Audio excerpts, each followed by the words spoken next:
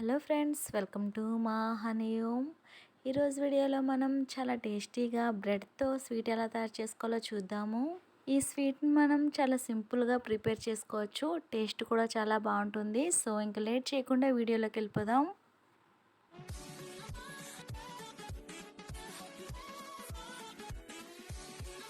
ముందుగా స్టవ్ పైన ప్యాన్ పెట్టుకొని, ప్యాన్ హీట్ అయిన తర్వాత మంట సిమ్ ఫ్లేమ్లో పెట్టుకొని, అందులో ఒక హాఫ్ కప్పు బాదం జీడిపప్పు వేసుకొని దోరగా ఫ్రై చేసుకోవాలి. ఇవి ఫ్రై అయ్యేలోపు మరో గిన్నెలో అందులో ఒక half litre full cream milk తీసుకొని కాగనివ్వాలి. ఇంకా నీళ్ళు ఏమి వేయొద్దు. ఇప్పుడు పాలను మీడియం మంట పైన ఒక పొంగు వచ్చేంత వరకు కాగనివ్వాలి.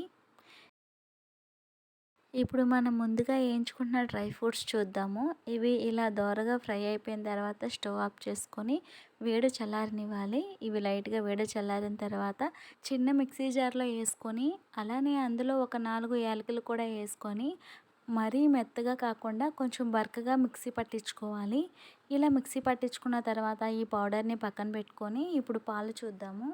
ఇలా పొంగొస్తున్నప్పుడు గరిటెతోటి అంచంట కలుపుకొని ఈ అర లీటర్ పాలు పావంతు అయ్యేంత వరకు మరగనివ్వాలి. పాలు మనకి ఎంత మరిగితే ఈ స్వీట్ టేస్ట్ అనేది అంత బాగుంటుంది. మరో ప్యాన్లో డీప్ ఫ్రైకి సరిపడా కొద్దిగా ఆయిల్ని వేడి చేసుకొని, అందులో ఒక 3 బ్రెడ్ స్లైసెస్ని బ్రెడ్కున్న బ్రౌన్ పార్ట్ అంతా కట్ చేసేసుకొని ఇలా చిన్న చిన్న ముక్కల కింద కట్ చేసుకొని ఫ్రై చేసుకోవాలి.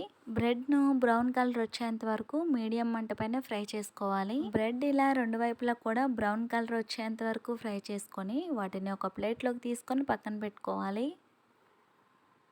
పాలు ఈ విధంగా సగం క్వాంటిటీ అయిన తర్వాత ఇందులో ఇప్పుడు మనం ముందుగా మిక్సీ పట్టించుకున్న బాదం జీడిపప్పు పొడి మొత్తాన్ని వేసుకొని, ఈ బాదం జీడిపప్పు పౌడర్ వేసుకున్న తర్వాత అడుగు నుంచి ఎక్కడా కూడా గడ్డలు లేకుండా బాగా మిక్స్ అయ్యేలాగా కలుపుకోవాలి. ఇలా బాగా కలుపుకున్న తర్వాత ఇందులో ఇప్పుడు ఒక అరకప్పు పంచదార వేసుకోవాలి. అంటే ఒక అర లీటర్ పాలకి 50 గ్రాములు పంచదార అయితే సరిపోతుంది. అలానే చిటికెడు ఫుడ్ కలర్ కూడా వేసుకోవచ్చు. మనం డ్రై ఫ్రూట్స్ పౌడర్ వేసిన తర్వాత ఈ పాలు మరింత తిక్గా అవుతాయి. మధ్య మధ్యలో కలుపుతూ ఉండాలి. ఇలా ఒక 5 నిమిషాలు ఈ పాలను సిమ్ ఫ్లేమ్లో మరిగించాలి.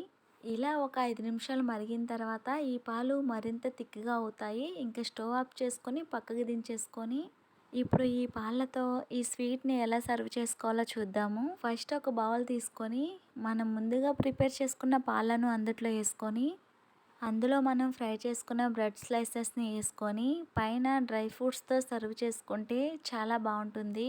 ఈ స్వీట్ని వెంటనే సర్వ్ చేసుకోకుండా ఫ్రిడ్జ్లో ఒక 20 నిమిషాల పాటు పెట్టుకొని తర్వాత సర్వ్ చేసుకుంటే టేస్ట్ చాలా బాగుంటుంది. ఎంతో టేస్టీగా ఉండే బ్రెడ్తో స్వీట్ రెడీ. ఈ రెసిపీని మీరు కూడా ట్రై చేసి మీకు టేస్ట్ ఎలా వచ్చింది అనేది నాతో షేర్ చేసుకోండి కామెంట్ రూపంలో. ఈ రెసిపీ మీకు నచ్చినట్లయితే లైక్ చేసి, షేర్ చేసి, సబ్స్క్రైబ్ చేయండి. Thank you for watching.